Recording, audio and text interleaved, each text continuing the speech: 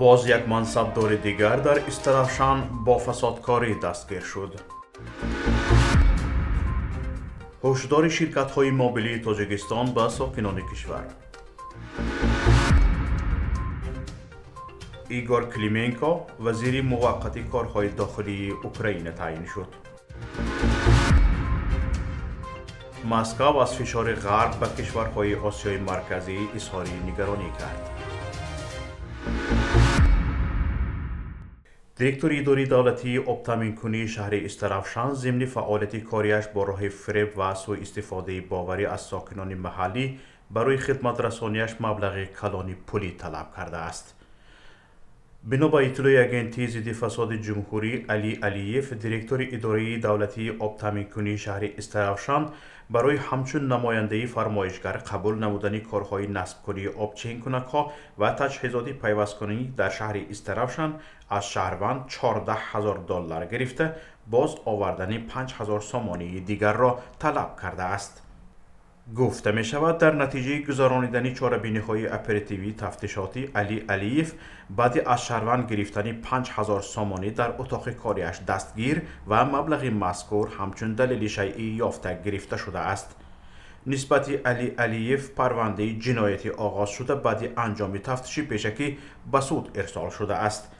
طبق ماده دخلداری کادکس جنایی کشور، علیف را جزایی از 1460 تا 2190 نشان دهنده برای حساب، جریمه یا محرومیت از آزادی به مهلتی از 8 تا 12 سال تهدید می‌کند. از جانب برخی شرکت‌های موبیلی تاجیکستان ساکنان کشور هشدار گرفتند که اگر تا 15 فوریه امسال سیم کارت‌های خود را با شناسنامه نو به قید نگیرند، علاقه موبیلی برای آنها قطع کرده می شود.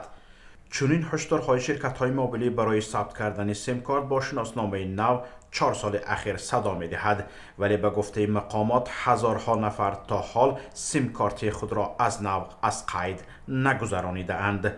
یک هفته پیش وزارت کارهای داخلی تاجیکستان خبر داد که روز 15 فوریه مهلت تمدید شده ثبت نام سیم کارت ها با شناسنامه نو یا پلاستیکی به پایان می رسد. خدمات علاقه تاجیکستان آغاز ماه ینور امسال به رسانه ها معلومات داده بود که 800,000 مشتری فعال هنوز هم دوباره از قید نگذشته اند.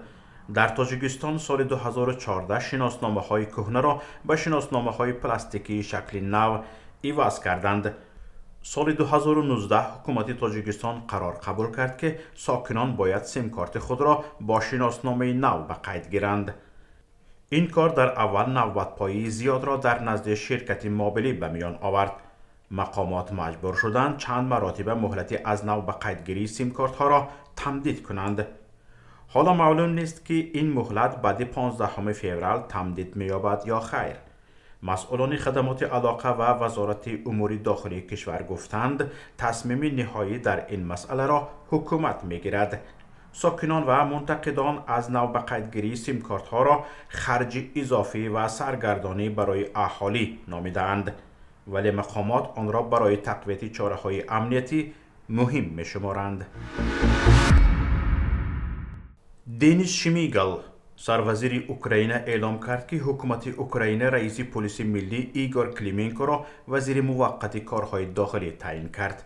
وی افزود که پس از بررسی با پارلمان نامزدی رئیس نوی این ریاست معین خواهد شد. ایگور کلیمنکو از ماه سپتامبر سال 2019 رئیس پلیس ملی اوکراین بود. کلیمنکو در برابر تعیین شدنش به وظیفه وزیر موقتی جانشین وزیر کارهای داخلی نیز تعیین شده است.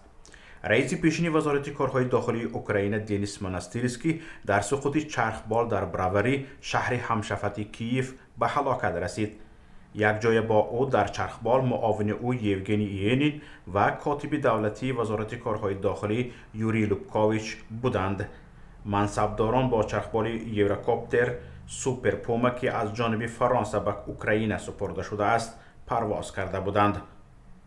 چرخبال به نزدیک باغچه بچگان افتاد. طبق معلومات تازه خدمات اضطراری اوکراین شمار قربانیان 18 نفر از جمله هیئت چرخبال، چند نفر از ساکنان و 3 کودک را تشکیل می‌دهد. 25 نفر از جمله 11 کودک جراحت برداشته‌اند. سبب احتمالی صدمه نقض قاعده های پرواز، نقصان تکنیکی و عمل های برقصدانه عنوان شده است. به گفته شاهدان عینی، پیش از افتادن چرخبال در بلندی پست در بالای شهر چند دور زده است.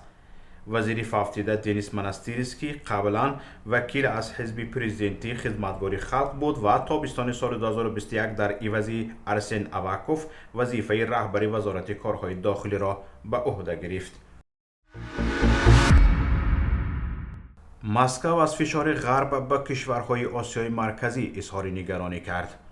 به گفته سرگئی لاوروف، وزیر امور خارجه روسیه، از کشورهای آسیای میانه دست کشیدن از همکاری با مسکو طلب می شود. طور خبرگزاری لنت نقطه رو اطلاع می دهد، لاوروف ضمن یک نشست مطبوعاتی گفته است اتحاد اروپا، ایالات متحده آمریکا و ژاپن از کشورهای آسیای مرکزی دست کشیدن از همکاری و همراه شدن به تحریم ها نسبت مسکو را طلب می کنند، زیرا به عقیده آنها روسیه در جنگ با غرب به باخت دچار می شود و پیشنهاد می کنند که پیشکی موقع جانب غالب را اشغال نمایند. سرگئی لاوروف ذکر کرده است که حکومت‌های کشورهای آسیای مرکزی مجبورند که چنین فشار و تهدیدها را به اینابت گیرند.